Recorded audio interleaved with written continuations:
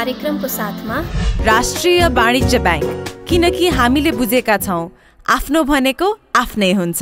कुमारी bank, सबैका लागि सधैँका लागि। ग्लोबल आइएमई ब्याङ्क, सबैका लागि bank. Mega bank Nepal limited, विश्वास जित्दै अघि बढ्दै। लक्ष्मी ब्याङ्क, लक्ष्य छ, लक्ष्मी ब्याङ्क छ। साङ्ग्रिला डेभलपमेन्ट ब्याङ्क लिमिटेड, स्थानीय विकासको आधार। Prime life insurance company limited, सुरक्षित भविष्य। Lumbini general insurance company limited, ensuring risks for prosperity. NIBL Ace Capital, managing shares, managing investments. Corona संक्रमणपछि झण्डै 2 लाख श्रमिक वैदेशिक रोजगारबाट स्वदेश फर्किएका छन्। राष्ट्रिय योजना आयोगका अनुसार अहिलेको अवस्थामा 17 लाख युवा बेरोजगार भएको र तत्काल 10 लाखलाई व्यवस्थापन गर्नुपर्ने देखिएको छ। यता बीमा समितिको अध्यक्षका लागि आधा दर्जन बढीले दावेदारी प्रस्तुत गरेका छन्। वर्तमान अध्यक्षको कार्यकाल सकिन लागेसँगै नयाँ अध्यक्षका लागि राष्ट्र ब्याङ्कका डेप्युटी गभर्नरदेखि वर्तमान अध्यक्षसम्मको चर्चा छ। नमस्कार, कार्यक्रम अर्थको आजको श्रृङ्खलामा म आकाङ्क्षा उपाध्याय स्वागत गर्दछु। आज हामी सन् 2020 महामारी, मृत्यु र अनिश्चयको वर्ष बन्यो। देशको राजनीति अस्थिरतातर्फ धकेलिनेमा निजी क्षेत्रको चिन्ता र यो वर्ष 56,21,000 टन धान उत्पादन लगायत साताका थप आर्थिक गतिविधि लिएर उपस्थित भएका छौँ। आउनुहोस् आजको कार्यक्रम सुरु गरौँ। सरकारले संसद विघटन गरेर आगामी वर्षको वैशाख 17 र 27 गते 2 चरणमा प्रतिनिधि सभाको निर्वाचन घोषणा गरिसकेको छ। मुलुकमा अप्रत्याशित रूपमा विकसित पछिल्ला राजनीतिक घटनाक्रमबाट अर्थतन्त्रमा देखिएको सम्भावनाहरू थप जोखिममा धकेलिएको व्यवसायी र अर्थशास्त्रीहरूको तर्क छ। 2/3 बहुमतसहित 5 वर्षका लागि सरकार बने पनि 3 वर्ष नपुग्दै देशको राजनीति अस्थिरतातर्फ धकेलिएपछि उद्यम र लगानीको वातावरण अझ बिग्रने चिन्ता व्यवसायीको छ। समग्र अर्थतन्त्रमा नै यसले नकारात्मक प्रभाव पार्दछ। हेर्नुहोस्, किनभने राजनैतिक स्थायित्व नै आर्थिक समृद्धिको मूल आधार हो। सबभन्दा ठुलो समस्या भनेको आर्थिक नीतिगत स्थायित्वको समस्या हुन जान्छ। जबसम्म आर्थिक नीतिगत कुराहरूको स्थायित्व हुँदैन तबसम्म आर्थिक समृद्धि हुन सक्दैन। त्यसर्थ जहिले पनि हामी भन्छौँ कि सङ्क्रमणकालीन अवस्थामा कहिले पनि आर्थिक वृद्धि बढी हुन भएको देखिँदैन। जस्तो एउटा उदाहरणको लागि दिउँ, 2062-63 को जनआन्दोलनको बेलामा तपाईँको हाम्रो औद्योगिक क्षेत्रको जिडिपीमा कन्ट्रिब्युसन 15% पुगिसकेको थियो। तर त्यो लामो सङ्क्रमणकालीन अवस्थाले गर्दाखेरि नयाँ संविधान धेरै ढिलो आयो नि त हाम्रो 2072 आयो। तबसम्म नयाँ संविधान आउने बेलामा हाम्रो औद्योगिक क्षेत्रको कन्ट्रिब्युसन जिडिपीमा 6% पुगिसकेको थियो। यसबाट पनि के देखिन्छ भने हाम्रो आर्थिक समृद्धिको मूल आधार नै राजनैतिक स्थायित्व हो। कोरोनाले सङ्कटमा परेको व्यवसायलाई राहत दिनुपर्ने बेला राजनैतिक घटनाले व्यवसायलाई थप आहत बनाएको निष्कर्ष छ। प्रतिनिधि सभामा भन्सार विधेयक, बीमा विधेयक लगायत आर्थिक तथा सामाजिक विषयसँग सम्बन्धित 30 भन्दा बढी विधेयक विचाराधीन छन्। संसद विघटन भएसँगै ती विधेयकहरू निर्माण एवं संशोधनको प्रक्रिया रोकिएको छ। चुनाव हुनेपछि यो सरकार चाहिँ काम चलाउ सरकार भयो, केयर टेकर गभर्नमेन्ट। अब यो केयर टेकर गभर्नमेन्टलाई ठुल्ठुलो नीतिगत निर्णय गर्ने, नयाँ नयाँ कुराहरू गर्ने हक हुँदैन। एउटा ठुलो ऊर्जा आइरहेको थियो, त्यसले लगानी उत्पादनमूलक क्षेत्रमा लगानी जाला भन्ने विश्वास थियो। अब सबै होल्ड भयो होइन। उनीहरूले अब त्यो अहिलेको यो अन्योलमा कतिपय निर्वाचन आचार संहिताले रोक्छ र चुनाव भएन के कथम भने पनि कतिपय अनिश्चितताहरू आउँछ। सरकारको प्राथमिकतामा यो आर्थिक विकास लगानीका कुराहरू पर्दैन। दोहोरो मार पर्न गयो क्या। एकातर्फ कोभिड-19 को प्रभावले नकारात्मक प्रभाव परेको अर्थतन्त्रको पुनरुत्थान कसरी गर्ने भन्ने विषयमा नै सबै निजी क्षेत्र लागि सोचिरहेको थियो। एउटा चिन्तनीय विषय थियो। यसको लागि सरकारसँग बारम्बार हामीले राहत प्याकेजको कुरा गरिरहेका थियौँ, रिफाइनेन्सिङको कुरा गरिरहेका थियौँ। तर यही पिरियडमा यो प्रतिनिधि सभा भङ्ग हुँदाखेरि सबभन्दा ठुलो त के छ भने हाम्रा धेरै आर्थिक तथा सामाजिक विधेयकहरू प्रतिनिधि सभा संसदहरूमा विचाराधीन अवस्थामा थिए, कोही पारित अवस्थामा थिए। यो सबै प्रक्रिया अवरुद्ध हुन गयो। आर्थिक तथा सामाजिक विषयवस्तुसँग सम्बन्ध 50 वटा विधेयक अहिलेको यो प्रतिनिधि सभामा दुवै प्रतिनिधि सभा र यो राष्ट्रिय सभाका दुवै सदनमा विचाराधीन अहिलेको अवस्थामा छ। तीमध्ये 3 दर्जनभन्दा बढी विधेयक त हाम्रो प्रतिनिधि सभामै रोकिएका छन् कि अहिले। अरू जस्तो विदेशी लगानी भित्राउनलाई, यो गर्नलाई, औद्योगिक प्रवर्धनको लागि धेरै यस्ता रिलेटेड कानुनहरू तपाईँको ठप्प भए, जसले गर्दा हाम्रो जुन एउटा गतिविधिको विस्तारलाई यसले अलिकति अवरोध सिर्जना गर्यो। यो बाहेक निर्वाचनले मुलुकलाई थप आर्थिक भार समेत थोपर्नेछ। निर्वाचनमा 30 अर्ब रुपियाँ खर्च हुने प्रारम्भिक अनुमान छ। त्यसका लागि आवश्यक रकम जोहो गर्न विकास निर्माणका लागि छुट्याइएको बजेट कटौती गर्नुपर्ने अवस्था छ। यसले विकास निर्माण समेत प्रभावित हुनेछ। निर्वाचन आयोगलाई मात्रै 10 अर्ब रुपियाँ चाहिन्छ अरे। अब तपाईको निर्वाचन आयोग बाहेक तपाईको प्रहरीहरू भए, मतपत्र छाप्नेदेखि लिएर अब यो तुल टाङ्ने अनि त्यो बुथहरू, निर्वाचन बुथहरू बनाउने 2-2.5 लाख मान्छे त्यसमा लाग्छन्। 30 अर्ब रुपियाँ हाम्रो त्यतातिर जाने भयो, जुन कुरा बजेटमा छैन। अनि त्यो कहाँबाट रकमान्तर गर्ने त भन्दा चालु खर्चबाट रकमान्तर गर्ने सम्भावना छैन। एउटा आन्तरिक ऋण उठाउने, नयाँ ऋण उठाउने, विकास आयोजनाबाट यतातिर पैसा सार्ने, यसले मुलुकको अर्थतन्त्रलाई यसले एकदम गतिरोध उत्पन्न गर्छ। व्यवसाय विकास र लगानी प्रबन्धनका लागि स्थिर सरकारलाई मियोको रूपमा लिइन्छ। तर आगामी निर्वाचनबाट कस्तो जनादेश प्राप्त हुन्छ अहिले नै भन्न सक्ने अवस्था छैन। त्यसले गर्दा व्यवसायीहरूलाई सरकार अस्थिर हुने हो कि भन्ने चिन्ता छ। राजनैतिक स्थिरता भनेको आर्थिक नीतिहरूको स्थायित्वको लागि पनि जरुरी पर्दछ। जबसम्म स्थिर सरकार हुँदैन तबसम्म लङ टर्म इकोनोमिक पोलिसीहरू एडेप्टेबलै हुन सक्दैन क्या। र कुनै पनि विदेशी लगानी, बाहिरको आकर्षण या स्वदेशी पुँजीको मोटिभेसन भनेको स्थिर सरकार, स्थिर लगानी, स्थिर नीतिहरूमा डिपेन्डेन्ट हुन्छ। या आज एउटा प्रोजेक्ट आउँछ र भोलि बारम्बार नीतिहरू अवरुद्ध या परिवर्तन हुँदै गयो भने त्यो पनि राम्रो हुँदैन। कसै लगानी गर्न आकर्षण नै देखिँदैन। त्यसर्थ जुनसुकै ठाउँमा पनि, जुनसुकै राष्ट्रमा पनि सबभन्दा आर्थिक समृद्धिको पहिलो पूर्वाधार भनेको राजनैतिक स्थिरता नै हो। मुलुकको विकास र समृद्धिका लागि सरकारले निजी क्षेत्रलाई प्रमुख साझेदारको रूपमा मान्दै आएको छ। त्यसले गर्दा पछिल्लो घटनाक्रमले निजी क्षेत्रको मनोबल कमजोर हुने र वैदेशिक लगानी निरुत्साहित हुने कुरामा सरकारले विशेष ध्यान दिन आवश्यक छ। बिजनेस राउन्डअप प्रस्तुत गर्नु अगाडि छोटो ब्रेक।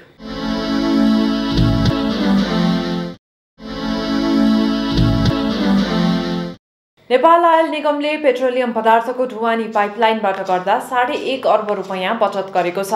पाइपलाइनले गर्दा निगमको प्रति महिना 15 करोड रुपियाँ बचत हुँदै आएको छ।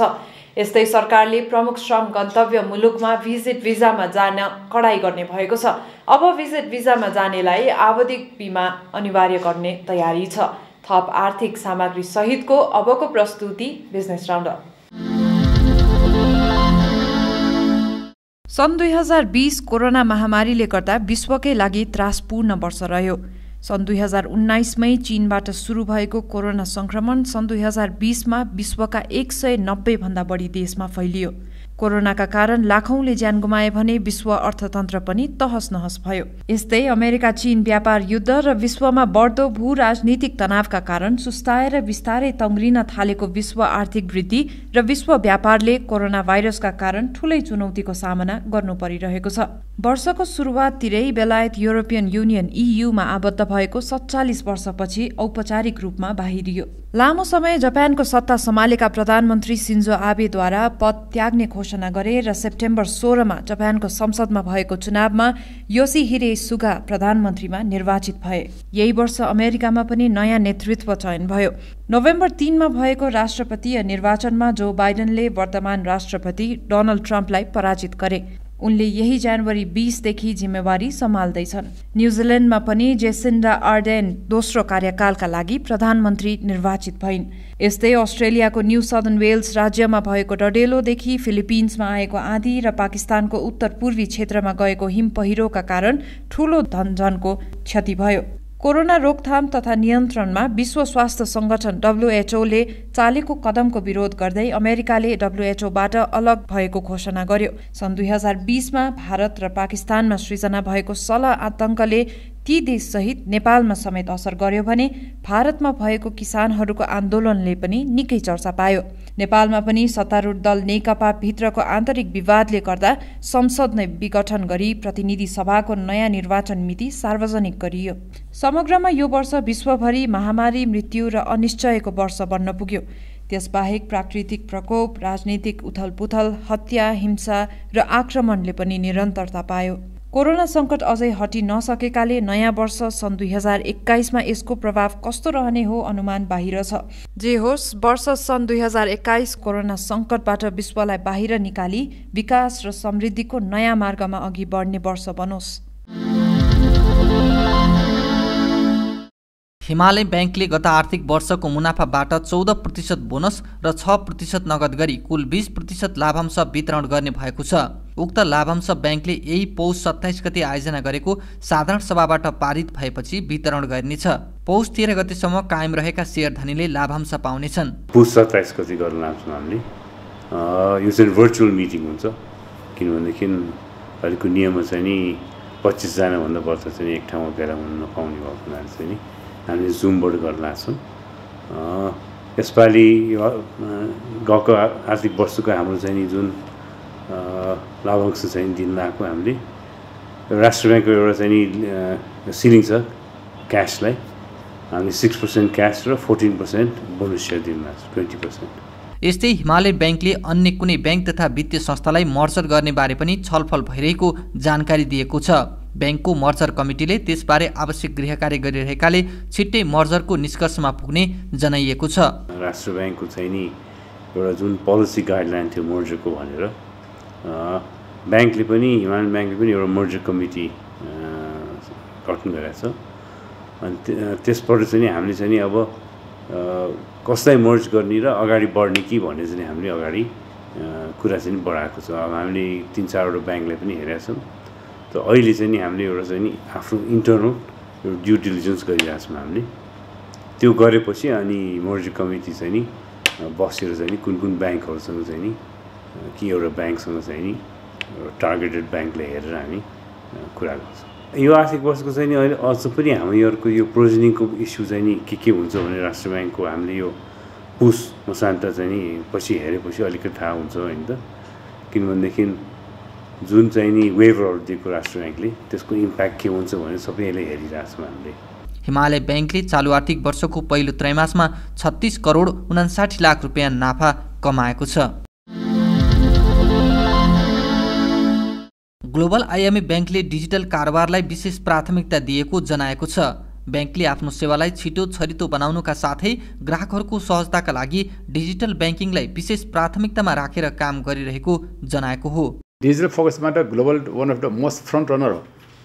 अब डिजिटल भनेर हामी यो गर्छौँ ओ गर्छौँ भनेर चाहिँ बढ्दै रूपमा विज्ञापन किन गर्नु पऱ्यो? डिजिटलमा अलिकति अगाडि बढ्नुको लागि यो एलसी ग्यारेन्टीहरूको अथवा लोनकै पनि प्रोसेसिङ गर्दाखेरि भित्री आन्तरिक रूपमा डिजिटल्ली प्रोसेसिङ गर्ने कुरा बेग्लै भयो भने ग्राहकहरूले पनि ब्याङ्कलाई रिक्वेस्ट गर्दाखेरि डिजिटल्ली फर्ममै रिक्वेस्ट गरौँ, डिजिटल फर्ममै उसलाई चाहिँ जवाफ जाउँ, डिजिटल फर्ममै उसको जस्तै एलसी पनि हामी त्यो डिजिटल फर्ममै दिन सक्छौँ, ग्यारेन्टी पनि डिजिटल फर्ममै दिन सक्छौँ भन्ने हिसाबमा हामी त्यसमा धेरै काम अहिले माथि पुगिरहेका छौँ अहिले काम गरेको। त्यसले गर्दाखेरि म एउटा चाहिँ फोकस गर्न लागेको कुरा के हो भने डिजिटल भन्ने बित्तिकै तपाईँले यो ट्राफिकमा जुन किसिमको 1-1.5 घन्टा अब समय खेर फाल्नु पनि हुन्छ, त्यस समय खेर नफालिकन ब्याङ्क र कस्टमरको बिचमा डिजिटली सम्पादित भएर डिजिटली कसरी अगाडि बढ्न सकिन्छ, उसको सर्भिसलाई हामीले डिजिटली कसरी प्रोभाइड गर्न सक्छौँ भन्ने कुरामा हामी लागेका छौँ अहिले। उसो त पछिल्लो समय कोरोनाले गर्दा डिजिटल कारोबारमा ग्राहकहरूको पनि आकर्षण देखिएको छ, तर कोरोनाले ब्याङ्कको व्यवसाय भने नराम्ररी प्रभावित भएको छ।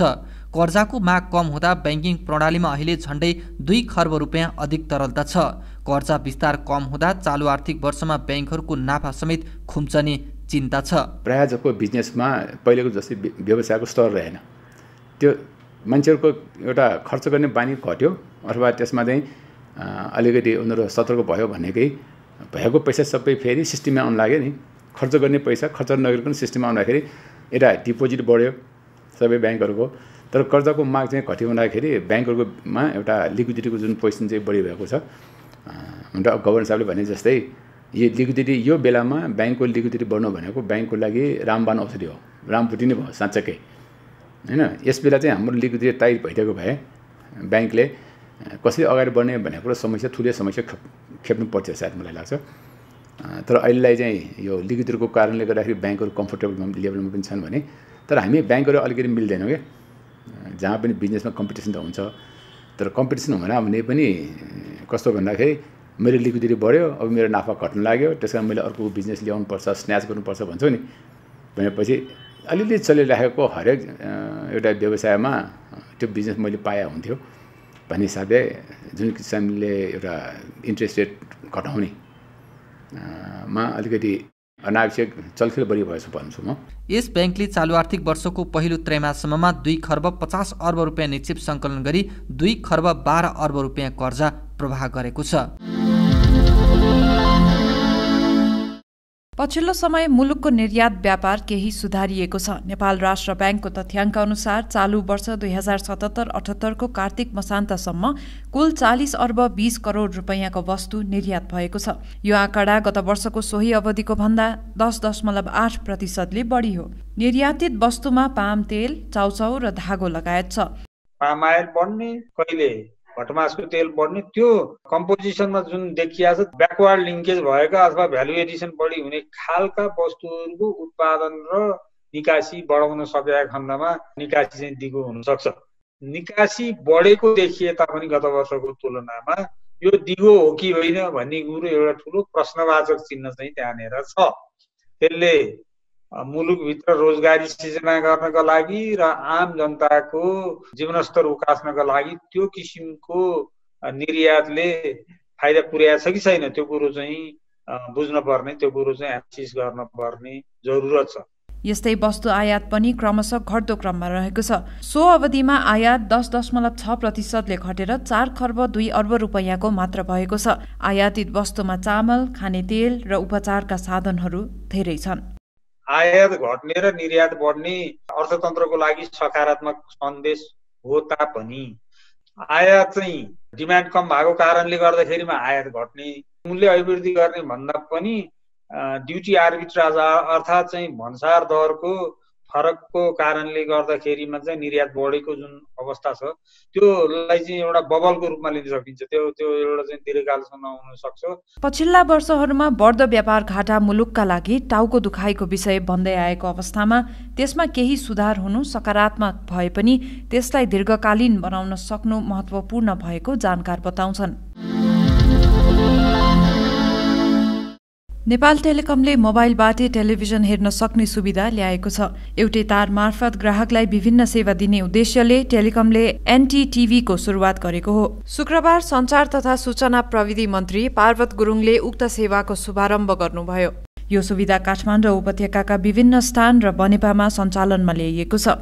अब छिटै उपत्यका बाहिर पनि उपलब्ध गराउने टेलिकमले जनाएको छ।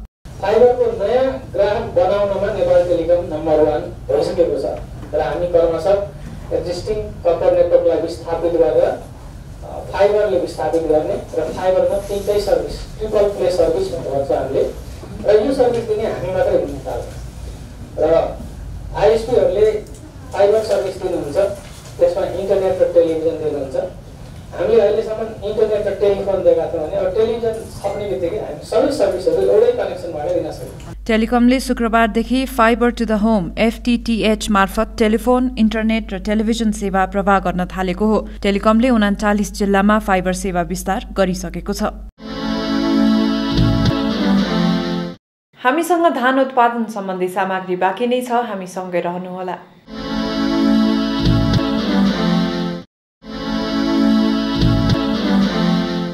यो वर्ष विगत 5 वर्ष यताकै सबैभन्दा धेरै धान उत्पादन भएको छ।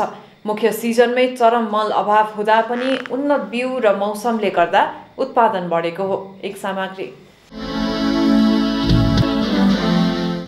मुलुकमा यस वर्ष धान उत्पादन करिब 71,000 टनले बढेको छ।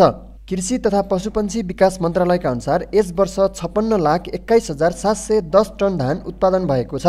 यो वर्षको धान उत्पादन पछिल्लो 5 वर्ष यताकै सबैभन्दा धेरै भएको मन्त्रालयले जनाएको छ। गत वर्ष 55,50,000 टन धान उत्पादन भएको थियो। धान उत्पादन वृद्धि हुँदा मुलुकको कुल ग्राहस्थ उत्पादनमा समेत प्रत्यक्ष प्रभाव पर्छ। धानले देशको आर्थिक वृद्धि दर नै उथलपुथल पार्न सक्छ हैन। बढ्यो धान उत्पादन बढ्यो नि जीडीपी ग्रोथ माथि जान्छ भनेर देशलाई त्यति देन दिन्छ भने देशले धानलाई किन नदिया भनेर भन्ने गर्थ्यो कि 12-15 वर्षदेखि। अनि खुसीको कुरो चाहिँ नि यो 3-4-5 वर्षदेखि चाहिँ नि धानलाई नै फोकस गरेर कार्यक्रम चाहिँ नि ल्याएको छ सरकारले।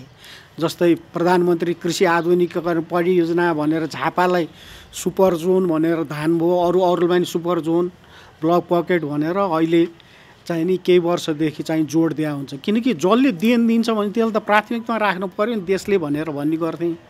त्यो दिनु एकदम जस्तो उदाहरणको लागि मैले भने तपाईँको धान करिब त्यो आर्थिक हिसाब गऱ्यो भने 1 खर्ब 50 अर्ब अथवा 1.5 खर्बको धान उत्पादन कारोबार हुन्छ भन्न सक्छौँ नेपालमा। हेर्नुहोस् अनि सरदर के भन्छ भने धानको उत्पादन 10% बढ्यो भने जीडीपी त्यो कृषि गारस्थ उत्पादन 1% बढ्छ। हेर्नुहोस् यो वर्षको धान रोपाइँको मुख्य सिजनमा किसानले रासायनिक मलको चरम अभाव भएका थिए। त्यसले गर्दा उत्पादन घट्ने धेरैको अनुमान थियो। तर पनि उन्नत बिउ धेरै क्षेत्रमा धान खेती र मौसम अनुकूलका कारण उत्पादन बढेको अनुमान छ। बढ्नुको कारण भन्यो भने के आउँछ भने वर्षा समयमै भयो। यसपालि वर्षाले एकदम साथ दियो हैन। अनि तपाईँ काम गर्ने जनशक्ति पनि बढ्यो। यसले बन्दाबन्दी गरेर विदेशबाट नि आएर त्यो रोप्ने मान्छेहरू पनि भए। तर एउटा चाहिँ विडम्बना चाहिँ यसपालि के वर्ष बाद थियो भने तपाईँको मल रासायनिक मल किसानले राम्ररी पाएको छैन। हेर्नुहोस् अनि त्यो किसानले राम्ररी मलमा त हामी के भन्छौँ भने 1 किलो नाइट्रोजनले चाहिँ त हामी तपाईँको 1 किलो नाइट्रोजनले करिब 20-22 किलो धान उत्पादन बढाउनलाई देन दिन्छ भन्छौँ कि। त्यसो हुनाले मल पाएको थिएन किसानले यसपालि। त्यसो हुनाले यसरी मल नपाउनु पर्ने यसरी रेकर्ड उत्पादन भयो भनेखेरि एउटा प्रश्न चिन्ह खडा पनि भएको छ। यो वर्ष कुल 14,73,474 हेक्टर क्षेत्रमा धान खेती भएको थियो। झापाको कचनकौलदेखि जुम्लाको छुमचौरसम्म धान खेती गरिन्छ। यी थिए आजका प्रस्तुतिहरू। थप आर्थिक गतिविधिका लागि हाम्रो अफिसियल वेबसाइट www.arthakarta.com लगइन गर्न सक्नुहुनेछ। आजको निर्धारित समय सकिएको छ। म लगायत सम्पूर्ण युनिटलाई बिदा दिनुहोस्। नमस्कार। यस कार्यक्रमको साथमा राष्ट्रिय वाणिज्य बैंक, किनकि हामीले बुझेका छौं आफ्नो भनेको आफ्नै हुन्छ। कुमारी बैंक, सबैका लागि सधैँका लागि। ग्लोबल आइएमई बैंक, सबैका लागि bank. Mega bank Nepal limited, विश्वास जित्दै अघि बढ्दै। लक्ष्मी बैंक, लक्ष्य छ, लक्ष्मी बैंक छ। सांग्रिला डेभलपमेन्ट बैंक लिमिटेड, स्थानीय विकासको आधार। Prime life insurance company limited, सुरक्षित भविष्य। Lumbini general insurance company limited, ensuring risks for prosperity. NIBL Ace Capital, managing shares, managing investments.